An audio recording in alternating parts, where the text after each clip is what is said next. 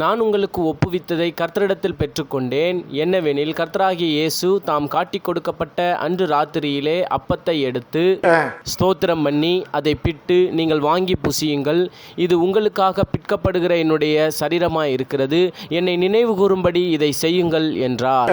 போஜனம் பண்ணின பின்பு அவர் அந்தபடியே பாத்திரத்தையும் எடுத்து, இந்த பாத்திரம் என் இரத்தத்தினால் ஆகிய புதிய உடன்படிக்கையாய் இருக்கிறது, நீங்கள் இதை பானம் பண்ணும் போதெல்லாம் என்னை நினைவு கூறும்படி இதை செய்யுங்கள் என்றார். என்னை நினைவு கூறும்படி இதை செய்யுங்கள் என்றார். இயேசு மரித்து உயிர் தள்ளி போயிட்டார். இப்பவுமே இவங்களுக்குள்ள சண்டை, நம்மில் எவன் பெரியவன் சொல்லி. இப்போ அந்த ஃபார்மாலிட்டி படி இவங்களுக்கு துக்க நிவர்த்தி கூட்டம் யாரும் நடத்த முடியாது. இயேசு அன்றைக்கு துக்க நிவர்த்தி கூட்டத்தை நடத்துறார். அவரே தலையா இருந்து அதை செய்யறார். இன்னைக்கு திருவிருந்தில் பங்கு பெறுற அந்த அப்பத்தை புசித்து இந்த பாத்திரத்தில் பானம் பண்ணுகிறோம் என்றால் இயேசுவை நினைவு கூற வேண்டும்.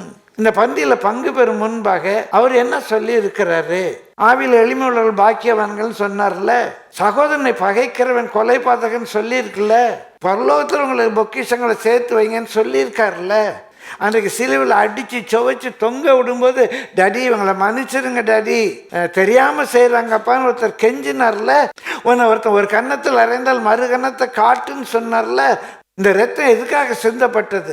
அவரோடு கூட எனக்கு ஒரு உடன்படிக்கை உண்டாவதற்காக இந்த ரத்தம் சிந்தப்பட்டது. ஒரு நியூ டெஸ்டமெண்ட், ஒரு நியூ கவர்னன்ட். அதுதான் இந்த ரத்தம் சிந்தப்பட்டது. அதை நினைவு கூறுங்கள்.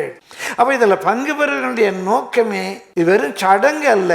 பிரியமானவர்களே, அவரை நினைவு கூறும்படி இதை செய்யுங்கள். அது இயேசுவே சொல்லியிருக்காரு.